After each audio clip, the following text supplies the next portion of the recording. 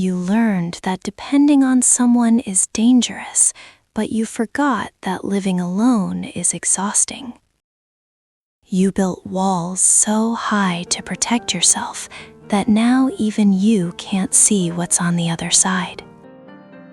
You say you prefer to do everything alone, but deep down it's just the fear of disappointment speaking for you.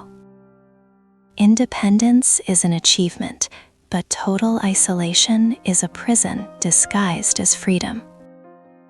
Splitting the bills isn't a sign of weakness.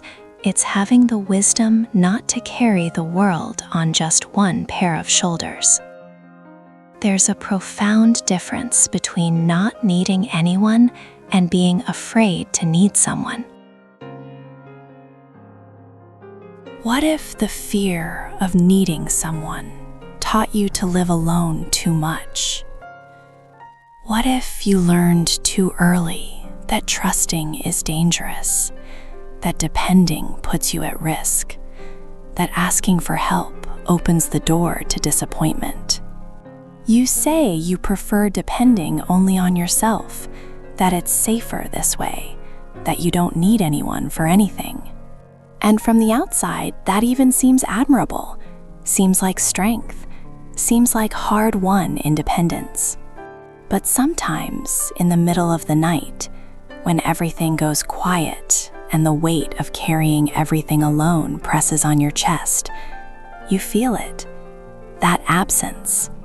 The absence of an "it's okay" coming from another chest, not just from your own voice repeated in the mirror every morning.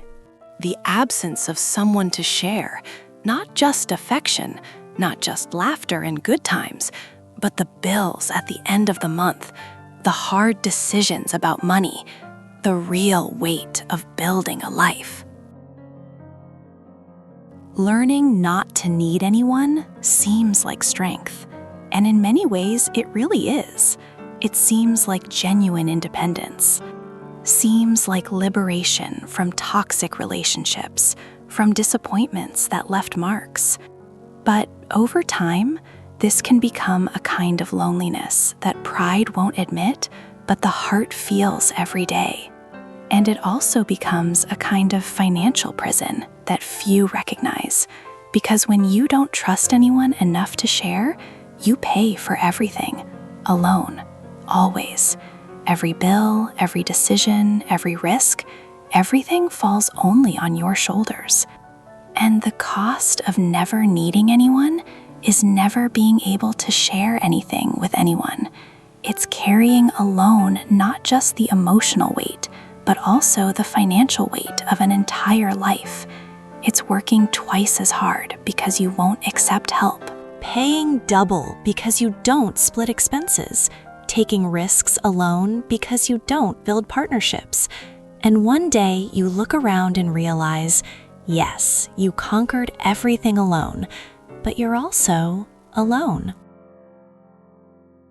I've known women like this myself, incredibly strong, independent, admirable women, but who carried an exhaustion in their eyes that went beyond physical.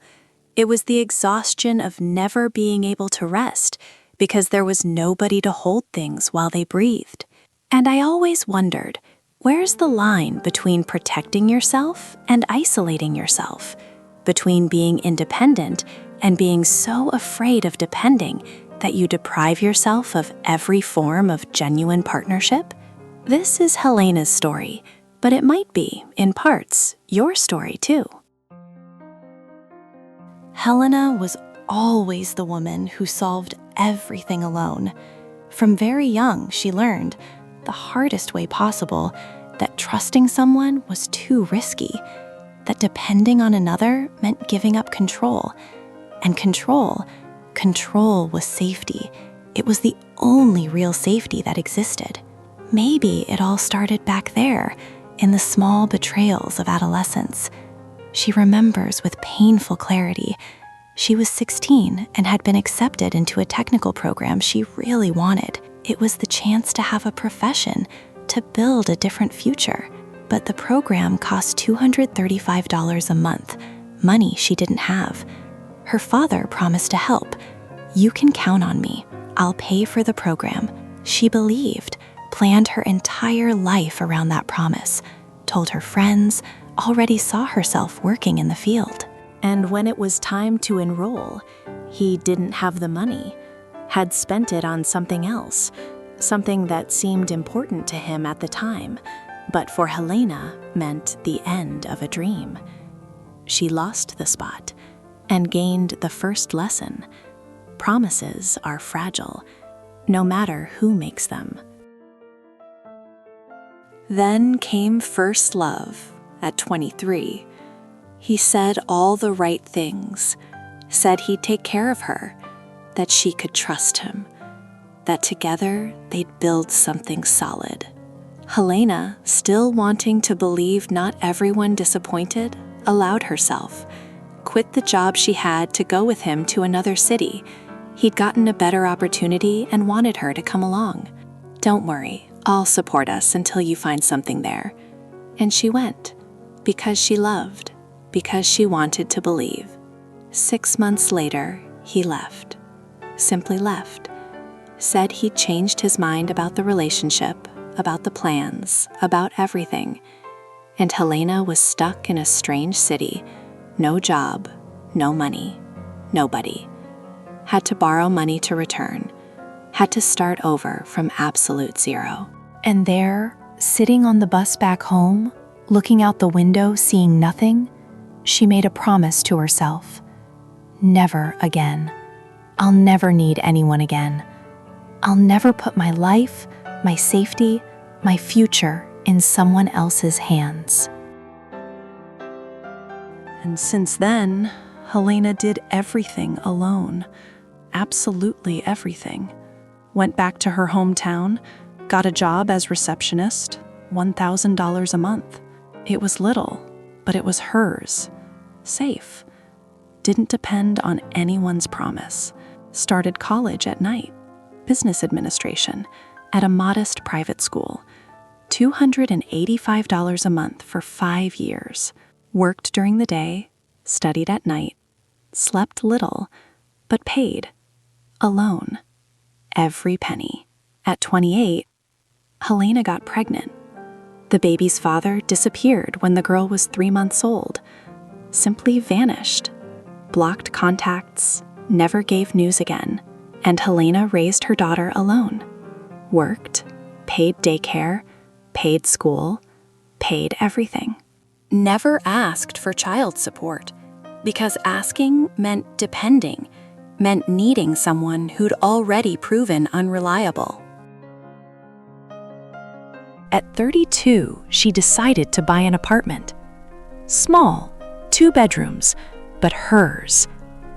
15-year financing, $740 a month. Heavy, but possible if she pushed. And she pushed, worked overtime, took freelance work on weekends, cut everything superfluous, and paid. Alone, no cosigner, no family help, depending on nobody.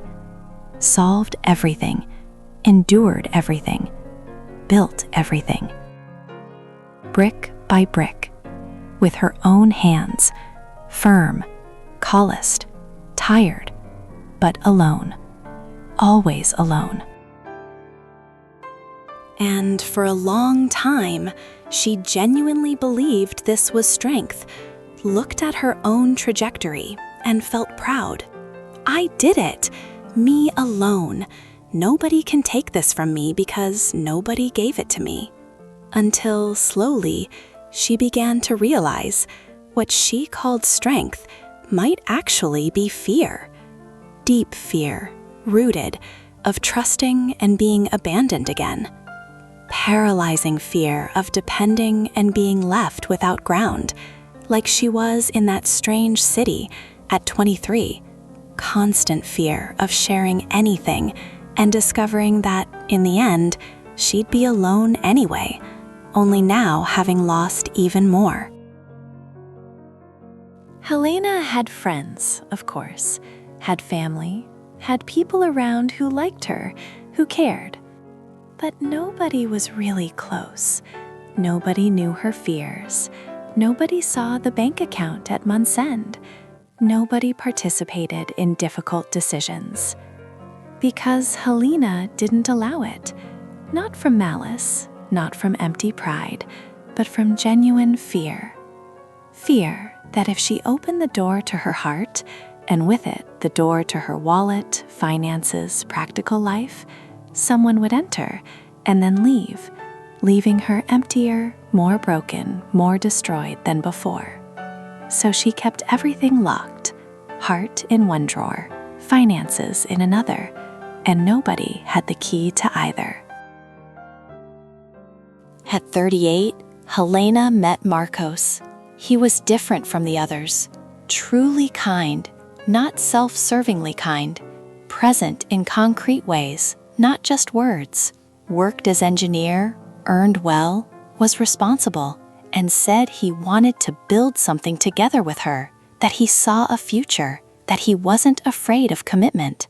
For 6 months, Helena kept everything light, casual dinners, conversations, laughter, but nothing too serious, nothing involving real vulnerability, until Marcos started talking about more concrete plans, and that's when Helena's walls showed themselves higher than even she imagined. When Marcos suggested they live together and open a joint account for shared expenses, Elena refused immediately. "I prefer keeping it separate. It's more organized that way."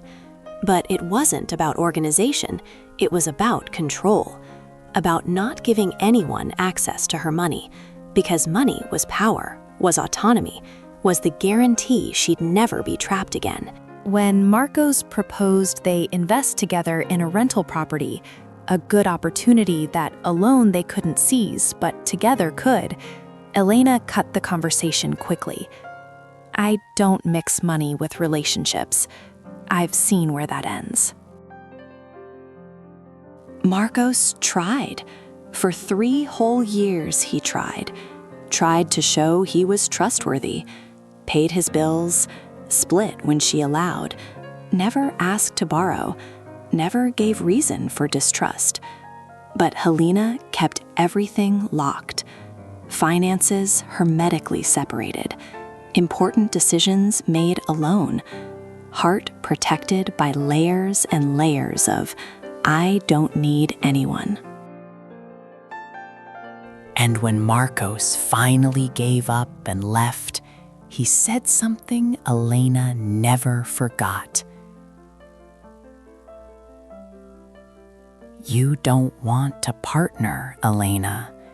You want an audience to applaud how strong you are. You want to prove to the world, and especially to yourself, that you don't need anyone. And I don't know anymore how to show you I'm here, that I'm real, that I won't disappear, because you don't let anyone get close enough to prove anything." Helena didn't pry when he left, sat on the couch for hours looking at the closed door, processing, and thought, "I know it. I knew he'd leave eventually. Everyone does." But then, a few days later, came the monthly bill. Rent, $1,125. Could be $563 if split. Electricity, water, internet, $283. Could be $142. Groceries, $540. Could be $270. Gas, $333. Car payment, $483. Credit card, $740. Still paying that repair Marcos had offered to help with. Total, $3,504 monthly expenses. From her $4,333 salary, $829 remained for everything else. Any unexpected expense, any leisure, any investment in the future. And she realized she was alone again, paying everything alone, deciding everything alone, carrying everything alone. Exactly as she always wanted. exactly as she was always afraid not to be. And the apartment she fought so hard to have was empty. Not because furniture was missing. Had furniture, had decoration, had everything she'd bought alone with so much effort. But someone to share was missing. Not just the financial weight, but life, plans, dreams, the silence at day's end. And she who fought so hard not to need anyone discovered something frightening. She did need. Not someone to support her. She'd always supported herself. But someone to walk alongside. To share. Not because she couldn't do it alone, but because life is better when it's not just yours to carry. Only now she didn't know how to allow that anymore. Had built walls so high, so solid, so impenetrable, she didn't know where the gate was anymore. There's a fundamental difference between independence and isolation, and that difference, though subtle, completely changes how we live. Independence is real strength. It's knowing you can. It's having capacity, autonomy, ability to solve alone when necessary. Independence is liberating, it's empowering, it's healthy. But isolation is something completely different. Isolation is fear disguised as strength. It's believing you need to do everything alone, not because you can, but because trusting is too dangerous, because depending in any way is putting yourself at risk. Isolation isn't conscious choice. It's defense mechanism that became a prison. And when this isolation involves money, when you refuse not just emotional intimacy, but also any form of financial interdependence, the cost is even greater than it seems on the surface. Helena thought not mixing finances was protecting herself. And look, let's be honest, there's wisdom in that. There are so many stories of women who mixed everything, trusted too much, and ended up financially destroyed when the relationship ended. But what Helena was doing went beyond smart protection. She was completely isolating herself, refusing any form of financial collaboration, any expense sharing, any joint investment. And with that, she condemned herself to carry everything alone, forever. Think about the practical numbers. When you live alone, you pay 100% of everything. Rent, bills, groceries, everything. When you split with a trustworthy partner, and that word trustworthy is essential, you pay 50%. Or less, depending on your arrangements. Seems obvious, right? But the accumulated impact is enormous. Helena spent $3,504 monthly on essential expenses. If she split equally with Marcos, she'd spend $1,752. The difference? $1,752 a month, $21,024 a year. Over 10 years, $210,240. She could have saved, invested, used to realize dreams. But it wasn't just about the numbers. It was about the emotional weight of carrying everything alone, of being the only one responsible for every decision, of not having anyone to discuss an investment with, a big purchase, a career change, of not being able to rest because if you don't solve it, nobody does.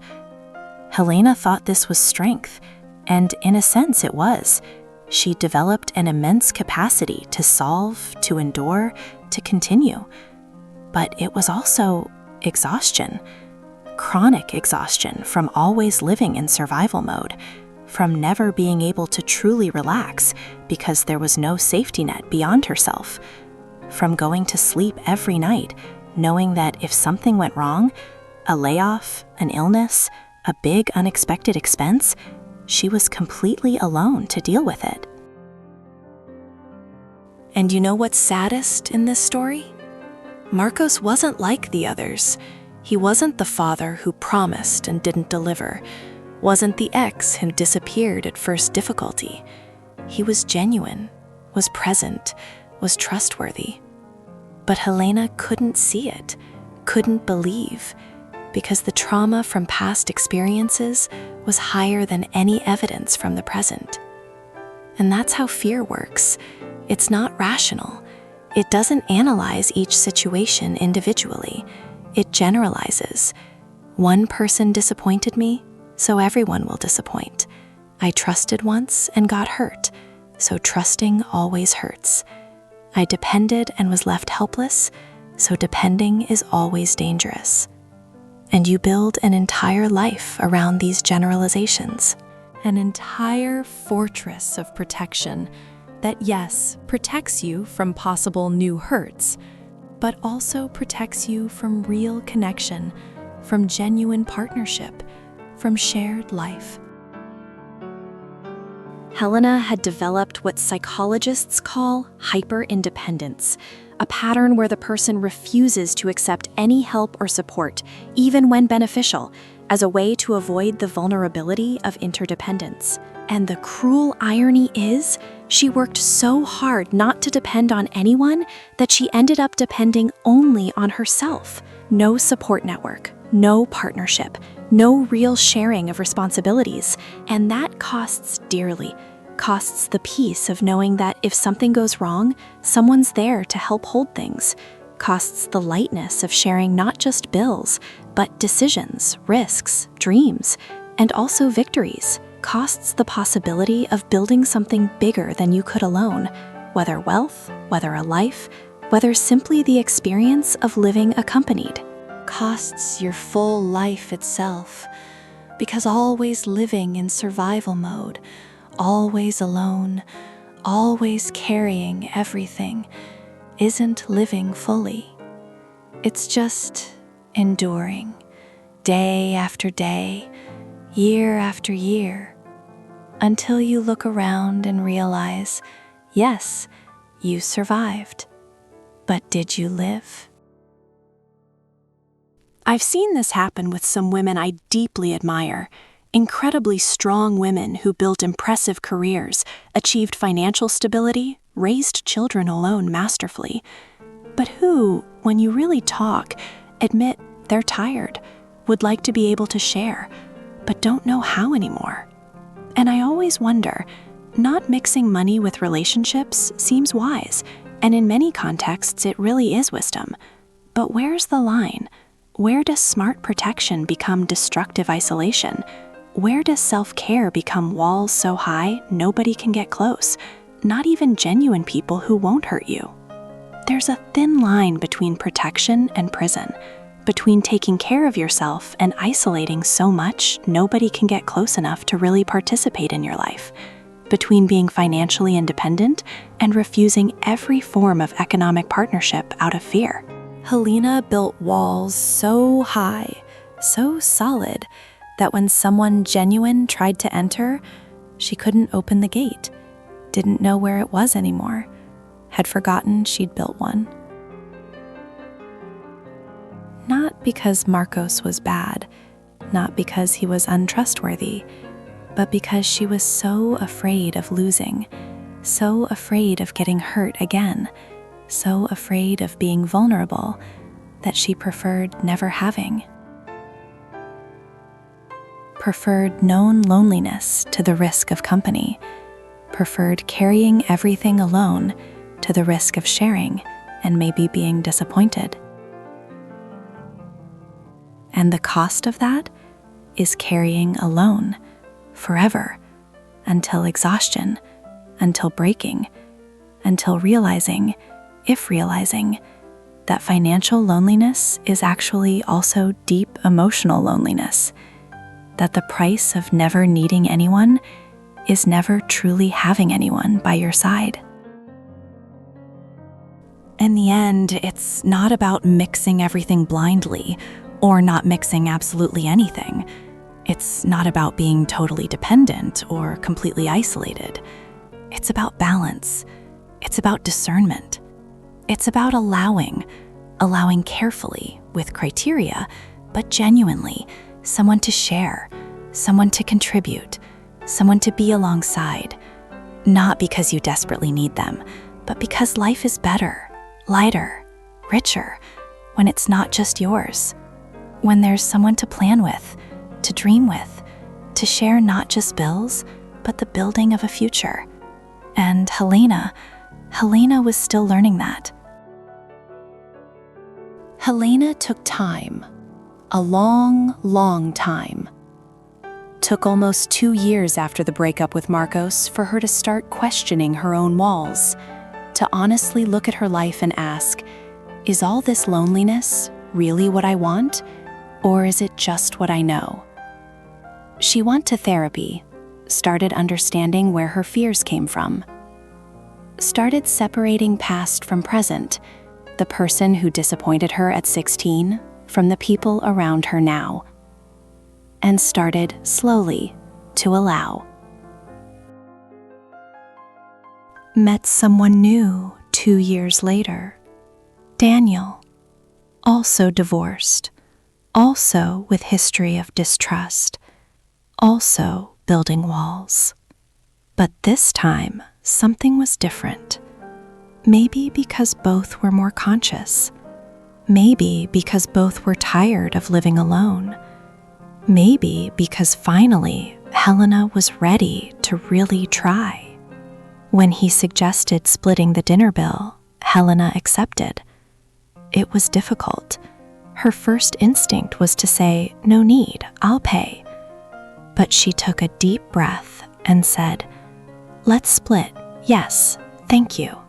When she needed to fix the car again, this time $1,580, and Daniel offered to pay half, Helena, hands sweating with nervousness, accepted. "Thank you, I accept the help." And he paid, and didn't ask for anything in return, didn't throw it in her face later, didn't use it as manipulation, just helped, like partners do. When 8 months later, Daniel proposed they live together and split rent on a bigger house, a place where both would fit comfortably, Helena almost panicked, spent days unable to answer. All the voices from the past screaming, "What if he leaves and leaves you with the rent? What if you get trapped again? What if, what if, what if?" But then she did something new, talked about her fears, put everything on the table, explained the trauma from 16, from 23, from all the abandonments. And Daniel, instead of judging or minimizing, listened, and then said, "Let's do this. We keep our individual accounts, but open a joint account just for house expenses. Each contributes proportional to what they earn. If it goes wrong, each has their personal reserve intact. Everything documented, everything transparent." And Helena, breathing deeply, trembling a bit, but finally willing to risk, said yes. And you know what happened? Nothing bad. He didn't disappear, didn't take advantage, didn't leave her at a loss, didn't use her vulnerability against her. He just shared, like he'd promised, like real partners do. And Helena, for the first time in 15 years, experienced something she'd forgotten existed: financial lightness. The rent that used to consume $1,125 of her salary now cost $675, proportional contribution based on each salary. Bills that were $283 were now $167 for her. Groceries that were $540 were now $317. In total, her monthly expenses dropped from $3,504 to $2,375. The difference? $1,129 a month she could now invest, save, use to realize dreams. But more important than numbers, much more important, was something else. Helena wasn't alone anymore. Not just emotionally, not just having someone to talk to at day's end, but financially too. in decisions about money, in future planning, in risks and dreams. When her car had another problem, she didn't panic thinking, how will I pay this alone? She talked with Daniel. They evaluated together whether it was worth repairing or trading, decided together. $4,150 each, and the returns split. Helena discovered that trusting, truly trusting, with criteria, with open communication, isn't putting yourself at unnecessary risk. It's allowing life to be lighter, more shared, richer in every sense. And that needing someone, not desperately, but healthily, chosen, doesn't make you weak, makes you human, makes you part of something bigger than yourself alone. Looking at Helena's story, I realized something you might be realizing too. Many of us were taught that feminine strength means not needing anyone, that depending, even if it's healthy interdependence, is weakness. But is it? Or is real strength also the courage to trust again after being hurt? The wisdom to differentiate trustworthy from untrustworthy people?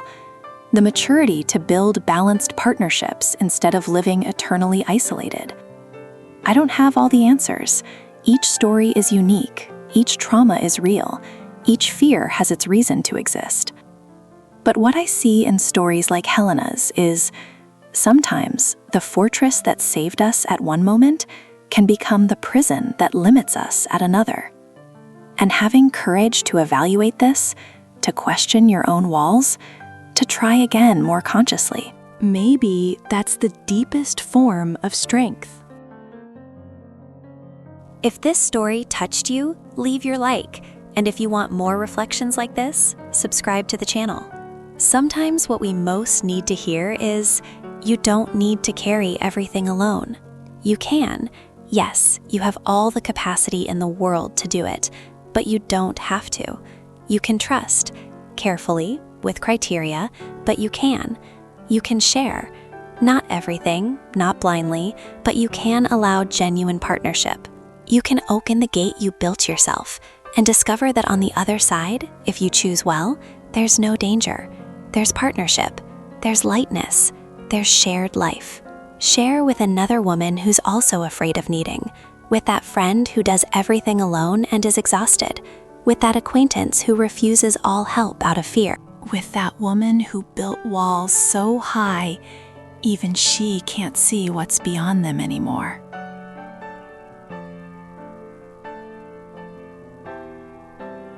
Maybe what you heard here today is the permission she needs.